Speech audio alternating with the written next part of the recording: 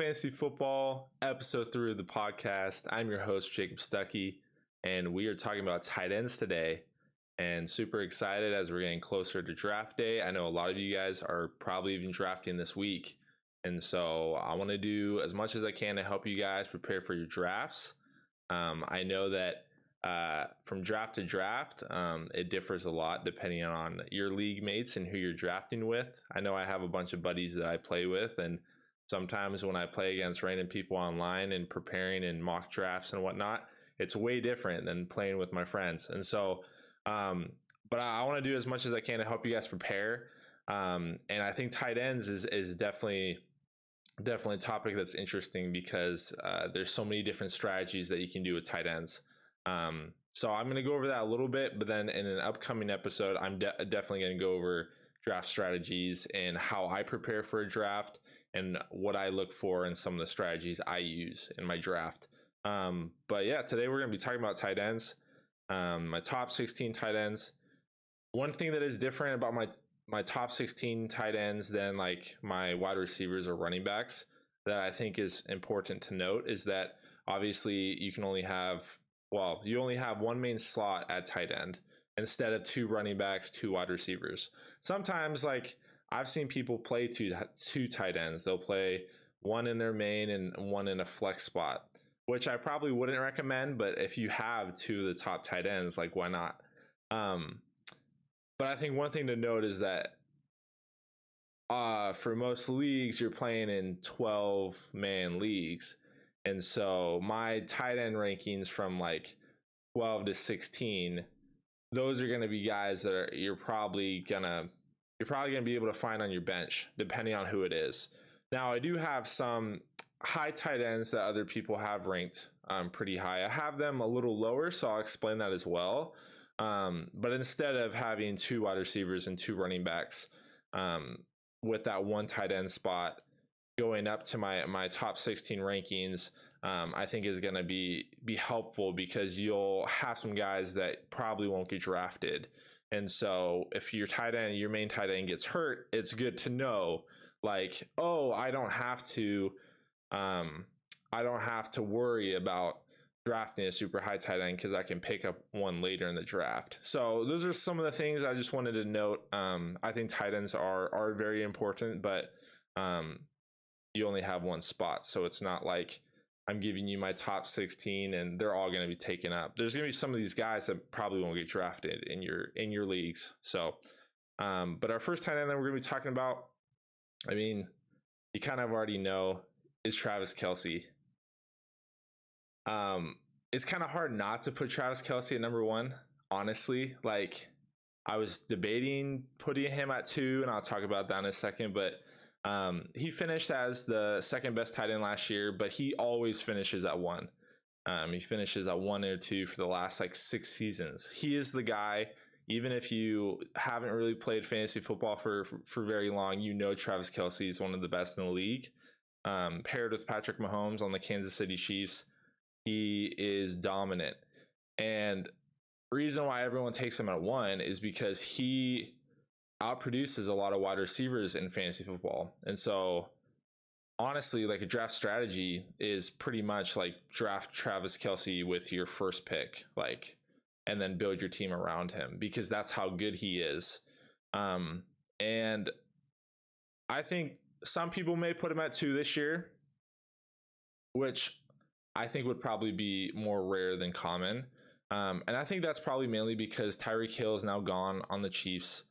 And so people are going to be focusing on Kelce. Like they have a lot of young and kind of a hodgepodge mix of wide receivers on the Chiefs now for Patrick Mahomes. And I still think they will do well as a team, but Kelce is definitely that main guy. And now it's easy for me to say, oh yeah, focus Kelce. Because even when you focus Kelce, like he still destroys. He still finds a way to get open and to score touchdowns.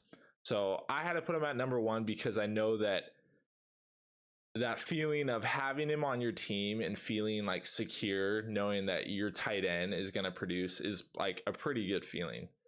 Tight end is normally a position that you're kind of scrambling to find someone that works for each week. You're kind of streaming from week to week. But Kelce, you just put him in your lineup and you don't worry about it. You just feel pretty good. And so I have him at 1. I think that's probably no surprise to anybody. But my second guy, who I was debating on putting at number 1, is Mark Andrews. MANDREWS. I like MANDREWS a lot.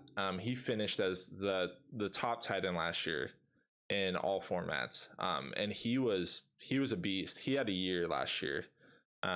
He's on the Baltimore Ravens with Lamar, and he just had a great season. He had over 1,300 yards in receiving and 9 touchdowns, which is a very similar year to what Kelce had a couple years ago when Kelce finished number 1. And so both of these guys have had historic seasons at tight end. Mark Andrews is coming off of that historic season for fantasy football purposes. And I think his chemistry with his quarterback, with Lamar, is great. I think it's similar to Kelce and Patrick Mahomes. And I also think this Ravens team is up and coming. I think they have a lot of potential this year, which is why I'm tempted to take him at number 1, because I think Andrews has a very high ceiling. And obviously Kelce does as well. So whether you take either of these guys at number 1 or 2, like, you're going to feel pretty good about it. I probably feel safer with Kelce, which is why I put him at 1, because we've seen Kelce do it for 5-6 years. Andrews has performed well before last year, but last year was his only year so far where he has cemented himself as like the guy, the number 1 tight end for fantasy, obviously. And so, yeah, that's kind of how I feel about 1 or 2. Either of these guys you're going to feel pretty good about. Kelce's kind of going around right now in drafts, like late first round, early second. Andrews is kind of that like mid second, possibly early second. And so they're going really high in drafts. You're going to feel good about either one of them. But you definitely have to decide if it's worth for your team taking a top tight end. I think it definitely can be in certain scenarios. You may feel better about taking a top tight end in full PPR formats. But they're both great players and they're both dominant. All right, number 3, I have George Kittle. Now, I like George Kittle. A lot of people have Kyle Pitts at the spot at number 3, which I don't think is bad at all. I like Kyle Pitts a lot. But the reason why I have George Kittle is because I feel like he has a very high ceiling. And if you look at what he's done with the 49ers before, like, he's such an explosive player. Like, he'll go off for these like 70, 80 yard plays. And he will just go off for like 20 to 30 points in a game. He's just very, very explosive. Last year, he finished with 71 receptions, over 900 yards, and 6 touchdowns. And he was missing 3 games. And so if he was continuing what he was doing last year and he was able to stay healthy, I think he would have had a better finish. He finished as the 4th best tight end, which is great. It's still good. But I think he can finish inside the top 3. Reason why I have him ranked as the 3rd best tight end on my list is because I think that he does have the potential to be number 1 at the end of the year. Now, obviously, I just listed 1 and 2, and I think Kelce and Andrews have a pretty good chance at repeating that. But I think Kittle has a chance to be 1. And I like him at number 3, and I like him where you can get him in drafts. Right now, what I've seen in drafts, he's going like end of the 3rd, early 4th, which in my mind is a steal. I would love to take him at the end of the 3rd. I think like if you're able to get a top running back, top wide receiver, and then Kittle for your 3rd pick, but as your top tight end, I think that's great. Like that's a pretty good start to a draft in my opinion. Yeah, and so it already is reported that he has pretty good chemistry with Trey Lance. I think Trey's going to do pretty well. But they do have a new quarterback this year, which I think is something to keep in mind. Kelce and Andrews have had a strong rapport with their quarterback for several years. So something to keep in mind if you're not super high on Kittle, but I like him a lot in this year's drafts. But the next guy I just mentioned was Kyle Pitts. There was a preseason game yesterday, and Kyle Pitts had like a 50-yard catch from Mariota, which I think is really encouraging. I think one thing that I'm hesitant with Pitts about is his quarterback situation. He's moving from Matt Ryan to Marcus Mariota, which in my opinion is obviously a big weaker change. But if Mariota is able to get him the ball like that, like he did yesterday, and look for him for those big yard plays, I think he's going to do great. And if you want to take him at your third spot instead of Kittle, I don't hate it. I personally would still take Kittle, but I like Pitts as well. I think Pitts, especially for full PPR, is a monster. Last year he finished at number 6, and he only had 1 touchdown, which is nuts. He had 1 touchdown, but he had over 1,000 yards receiving, which is going to do it. It's going to do it for full PPR. He had 68 receptions. I think he can continue that this year. But he is going to be the guy, especially if Drake London is experiencing injuries. I think like Kyle Pitts is going to get the focus of defenses, but like he's shown, like he's able to get open. He is a great route runner. He's very fast. He's very physical, and he's basically a wide receiver at tight end. And so I like him a lot. I think you're going to feel good with him at 4.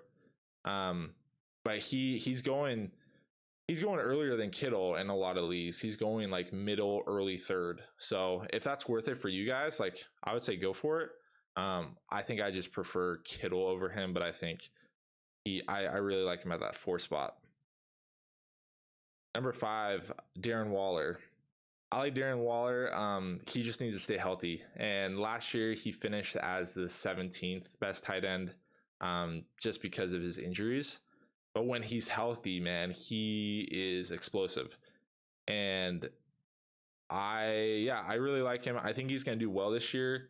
A reason why I have him at 5 and not any higher is mainly because he is not the guy anymore. He's like, when he did really well a couple years ago, he finished inside the top 3. And when he finished inside the top 3, he was his team's like targets. Like Derek Carr had no one else to throw to, and Darren Waller was like their only big play threat in my opinion. But now they have Devontae Adams. It's not going to rely on Darren Waller's shoulders anymore, which I think is a good thing for sure. Like I'm hoping that that's going to take some of the pressure away from Waller to where he's able to stay healthy. Like he doesn't have to like kill his body every play because he doesn't have to be the main guy. I think Waller's still going to do really well. I think he definitely can perform inside the top 5. But I don't really see top 3 for him. I like these other 4 guys ahead of him. But if you want to take a shot on Waller and call your shot and say, hey, I think he can get inside top 3 for where he's going in drafts, I think that could be worth it. He's kind of going in the kind of probably like early 4th, mid 4th, definitely after these 4 guys I just listed. But I think he can do really well. And if you want to call your shot on that, I would say go for it. Number 6, I have TJ Hockenson. A lot of people have Dalton Schultz at this spot. I like Hawk at number 6, mainly because like he has a lot of potential with this Lions offense. I know that like if you watch Hard Knocks, it kind of hypes it up a little bit to where you're like, is this realistic expectations? Like me, like liking Lions or whatnot. And so I understand that feeling. Like I'm not trying to get too hyped on the Lions, but even going into last season, a lot of people had Hockenson as a sleeper, and he was doing really well until he broke his hand and had to get surgery. And so the fact that he had an injury where he's able to fully recover from pretty easily, it's not an injury that's going to give him lingering issues. I really like him for this season. I think even with Jared Goff, this is a Lions team that can definitely put up points. I think they can put up real points, but also fantasy points. I like TJ Hockenson. I think he has a lot of potential, and I think he definitely has a chance to crack the top 5. While I would take these other guys ahead of him, I think he's a guy that has potential to be inside the top 5 at the end of the season. And especially where he's going in drafts, like he's going at like the 6th round. And so you could get a top tight end in the 6th round, which I think would be a great strategy if you focus on other players through your 1st or your 5th round. Get your running backs, get your wide receivers. Maybe if you want to reach for a quarterback or whatnot, and then pick up TJ in the 6th. I think that'd be awesome. But yeah, I like him a lot. I have him at number 6. 7 I just talked about is Dalton Schultz.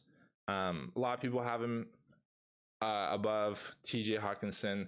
I like him at 7, and that's mainly because like he scored a lot of touchdowns last year, and that was a big reason why he did so well. He finished as the 3rd best tight end in full PPR and half PPR formats.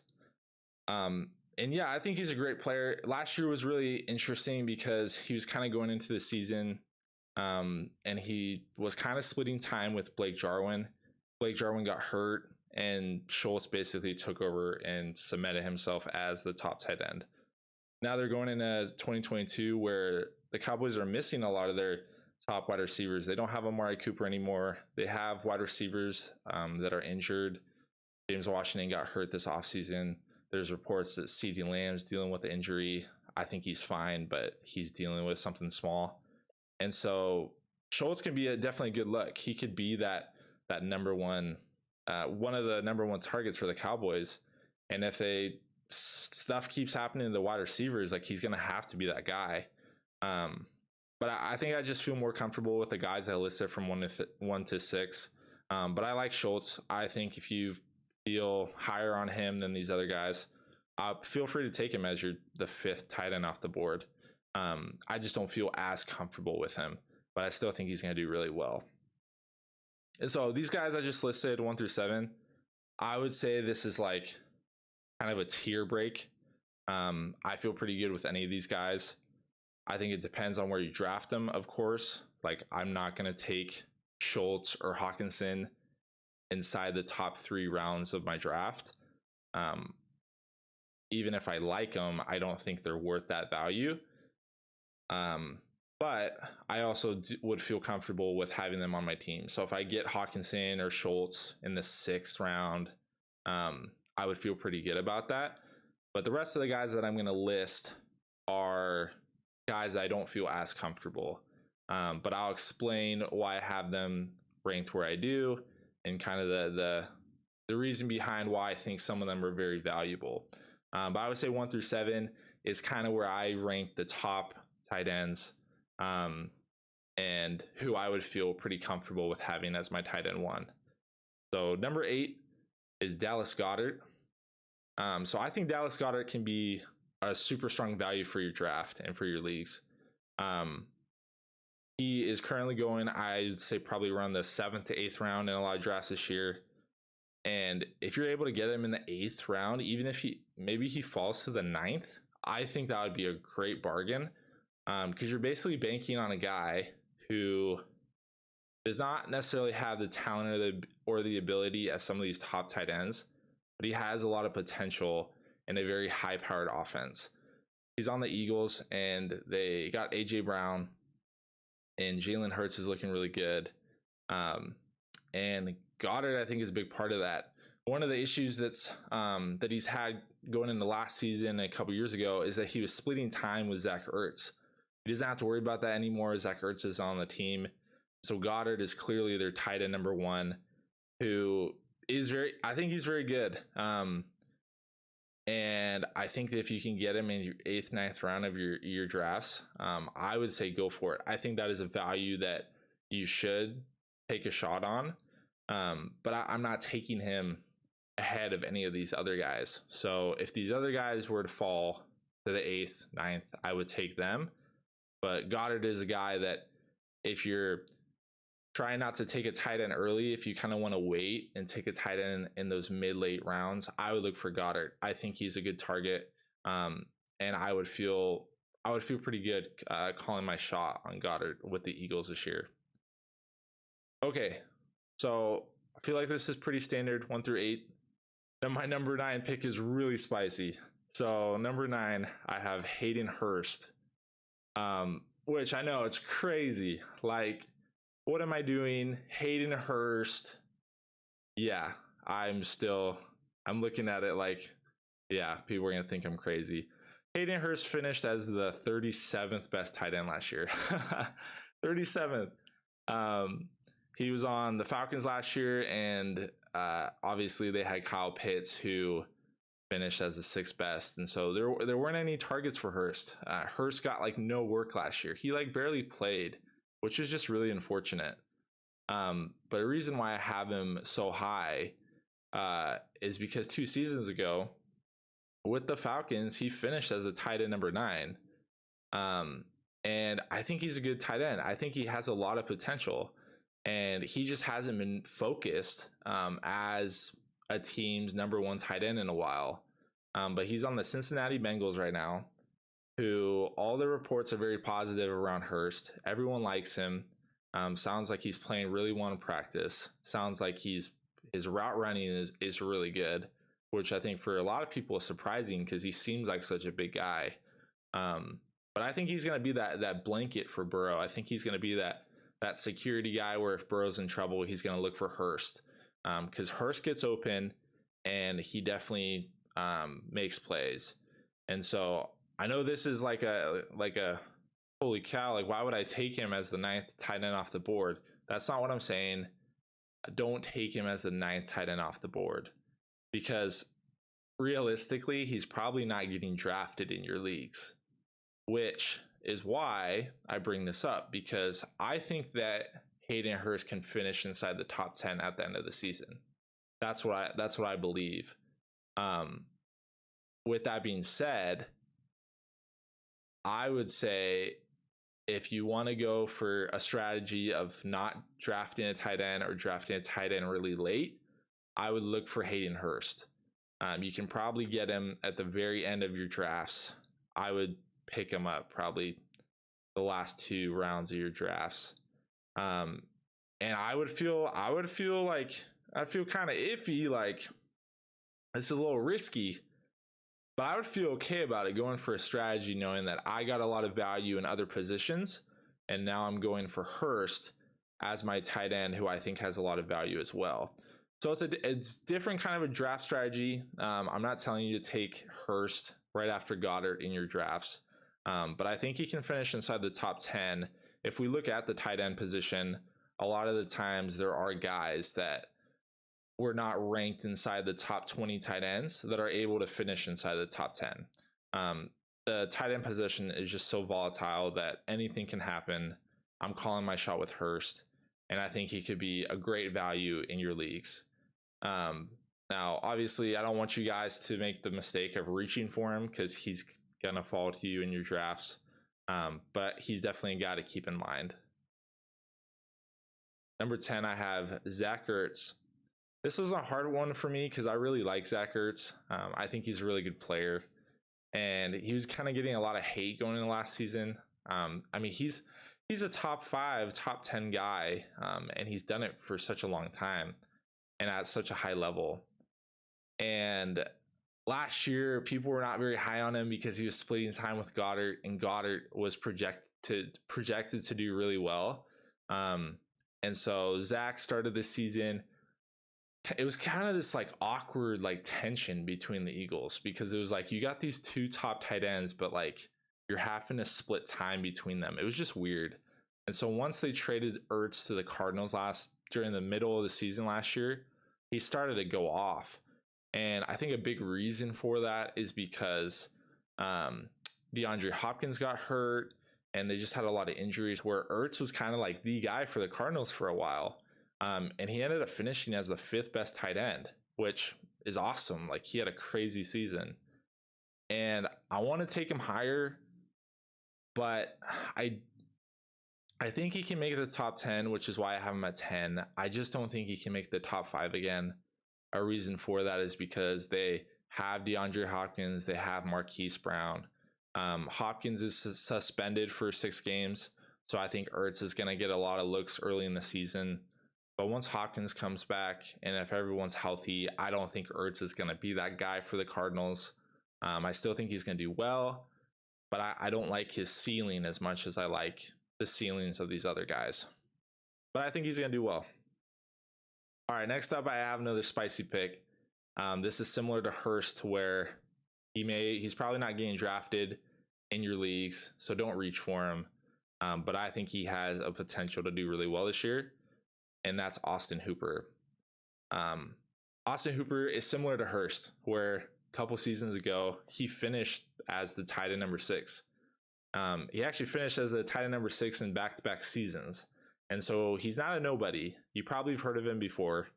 He used to play on the Falcons as well with Matt Ryan. And in past 2 years, he's been on the Browns. He was hurt for one of those seasons. And then the other season, he just wasn't really featured. The Browns didn't really feature him as a top tight end. And I think part of that is the team. I think part of that is maybe how he played. But I don't think it has anything to do with his lack of ability or his lack of talent, because I think he has that. And now he's on the Tennessee Titans, where they're dealing with a lot of injuries. They don't have A.J. Brown or Julio Jones anymore. One of their top rookies that they drafted, Treylon Burks, is having injury issues, and who knows what's wrong with him, to be honest. But Hooper, I think, is going to be huge for Ryan Tannehill. I think he's going to be a big target for him that Tannehill is going to look for a lot during games. And I think Hooper is a player that definitely can perform and produce numbers in fantasy. Now, he's another risky play. You're not going to pick him with the same feeling of picking a Kelce or Andrews or Kittle or any of these other guys. But I think he's a risky shot that could pay off. I think he has a chance to make it inside the top 10. I kind of like him being right on the outside. I think that's pretty fair. And I think you can probably pick him up near the end of your drafts. And so if you want to go for that strategy of not drafting a tight end till the end, I think Hooper is a guy to look for. Next up, I have Noah Fant. A lot of people have Noah Fant probably like 15, 16 best tight end or top tight end. But he finished as the 12th best last year. I like him to repeat that. A big reason is because he's playing with the same quarterback he's been playing with pretty much in Drew Lock. Now, there's reports that Geno Smith is going to start the year for the Seahawks. But I think eventually Drew Lock is going to start. And I think Noah Fant is a great player. Like I really like Noah Fant. I like his ability. I just wish he had a better quarterback. Like if he had a quarterback that some of these top guys have, I think he can be top 5 tight end. That's how I feel about him. But I like him at 12 mainly because he's going to be playing with the same quarterback he's played with for the last couple of years. He knows him, and I think Drew Lock trusts Fant enough to look to him for those big plays. And as long as Fant stays healthy, which he's kind of struggled with the past couple of years, I think he can definitely flirt with the top 10, but I like him at that 12th spot. I think that's a pretty solid spot for him. Next up is Dawson Knox. A lot of people have him higher than where I have him. A big reason why I have him at 13 instead of having him inside my top 10 is because he's a big touchdown guy. Last year he got 9 touchdowns, which is a lot. And that's definitely going to propel you into the top tight end rankings if you have a lot of touchdowns like that. He did finish as the 11th best tight end in full PPR, but he finished as the 8th best in half, and that's because of his touchdowns. He doesn't really get much yardage. He finished just under 600 yards because the Bills have other guys to throw to. They have Stephon Diggs, and now they have Gabe Davis, who is stepping up. And so a reason why I have him at 13 instead of higher is because I like Stephon Diggs and Gabe Davis to continue doing what they're doing. I think Gabe Davis is going to score more touchdowns than he did last year. He was kind of just taking that step last year, and I think he's going to fully step over this year into a really good wide receiver, which I think is going to hurt Knox a little bit. I think they're not going to need Knox to be a top target like he was last year. So that's kind of how I feel. Like I would still like him on my team, but I like the ceiling of these other guys a lot better than Knox. And so he's kind of going, some drafts he's going in the 7th or 8th, which I think is kind of too high. Like I don't think I'd take him if my top 8 guys are gone by 7th or 8th. I would probably just wait until the end and draft Hurst or Hooper. That's kind of how I feel. If Knox falls to me in like the 10th or the 11th, maybe. But I don't like him that high in the 7th or 8th. I think it's worth like taking a solid wide receiver or even a quarterback at that round and just waiting till the end. But that's where I have him. 14, I have Mike Gesicki. I like Mike Gesicki. His season last year was so weird. I was so confused. I'm sure if you guys drafted him last year, you know what I'm talking about. He was drafted kind of like that Dallas Goedert last year. He was drafted at that like has a lot of potential, hasn't really shown it yet kind of guy. In the first game of last year, he got 0 points, which was nuts. Everyone was freaking out. Second game, he got like 4 points. And a lot of people started dropping him, which was crazy. And so in my league, like I had leagues where guys were dropping Mike Gesicki and you can just pick him up off waivers. And he ended up performing as the 9th best tight end at the end of the season. So another note, be patient in fantasy football. If you have a player that you think has a lot of potential but is just not performing, stay patient. Don't just drop him, because if you drop him, someone else is going to pick him up and then he's just going to start doing well. So I like him. A reason why I have him at 14 and not any higher is kind of similar to how I feel about Knox. Gesicki now has Tyreek Hill on his team, who I think is going to take a lot of targets. As long as Hill and Waddle stays healthy, I think they are going to be the main guys for Tua. I think Gesicki will still get some work, but I don't think he's going to get as much volume as he's got before, because he had like 73 receptions from 112 targets last year, which is a lot, and only 2 touchdowns. And so he is a guy that relies on yardage. And I don't think he's going to get as much as he did last year this season. But I still like him as a player. I probably wouldn't take him until like the 12th or 14th rounds. But some people are taking him pretty early. I would definitely wait on him though. 15, we got Pat Freiermuth. I like Pat Freiermuth. A lot of people have him a lot higher than 15, which I can understand. I don't have a problem with that. He's a hard one for me, mainly because the Pittsburgh Steelers are kind of a hard one for me. We don't really know what their quarterback situation is going to fully look like. So far in preseason, it looks like they have 3 capable quarterbacks, and we don't know who's going to be that guy yet. I think eventually Kenny Pickett will get the spot. But I think Trubisky will start it out. And last year, he played really well as a rookie. A lot of people had no idea who he was. He finished as the 13th best tight end. I see him kind of finishing around that same spot. I have him at 15, mainly because I think the Steelers, I don't think they're going to be that great this year. But they also have a lot of wide receivers that I think are going to soak up targets. I think Freiermuth will get some touchdowns, but I don't think he's going to get the volume that some of these other tight ends will get. I mean, the Steelers have a Deontay Johnson, and then they have George Pickens, who a lot of people are really high on now. And so they have the guys to throw to, and I don't think Freiermuth will have to be that guy for the Steelers. I think he can be, but it's not like he has to be that guy like Austin Hooper has to be, because there's so many other guys on the Steelers that I think can produce. Last up, I have Irv Smith Jr. on the Vikings.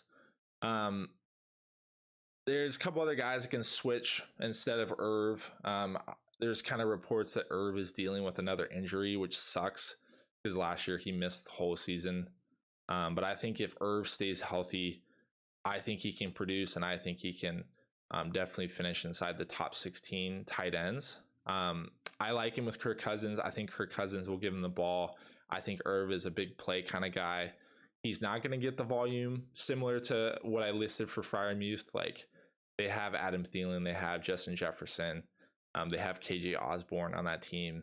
And so he's not going to get the volume because he's not needed.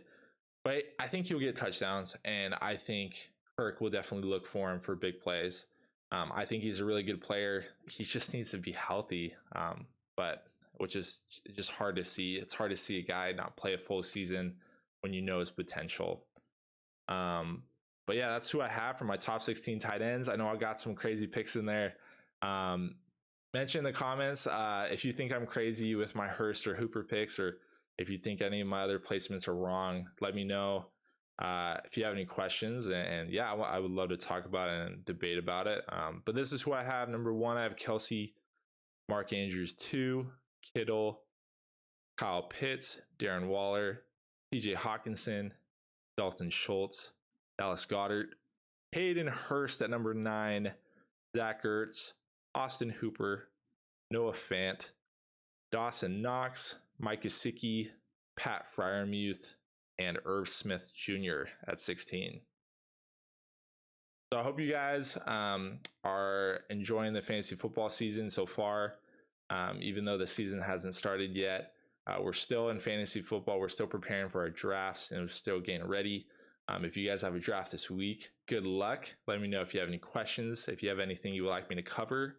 I'm going to be going over draft strategy soon, as well as finishing up my rankings with my quarterback rankings. So let me know if you have any questions, and we'll see you guys next time.